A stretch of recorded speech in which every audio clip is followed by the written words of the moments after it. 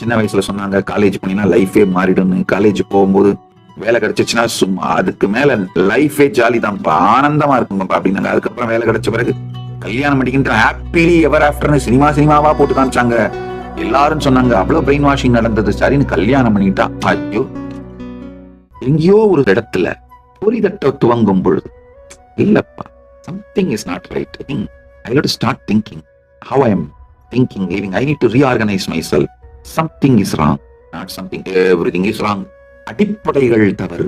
எப்போ உங்களுக்கு உங்களை பத்தியும் வாழ்க்கையை பத்தியும் போர் அடிக்க ஆரம்பிக்குதோ, டயர்டாக ஆரம்பிக்குதோ, என்னடா இது, ஏன் இயங்குறோம், எதுக்கு இயங்குறோம், என்ன பண்றோம், ஒண்ணுமே புரியலையேடா அப்படின்னு தோண ஆரம்பிச்சாலே புரிஞ்சுக்கோங்க, நீங்கள் ஞானமடைய தயாராகி விட்டீர்கள்.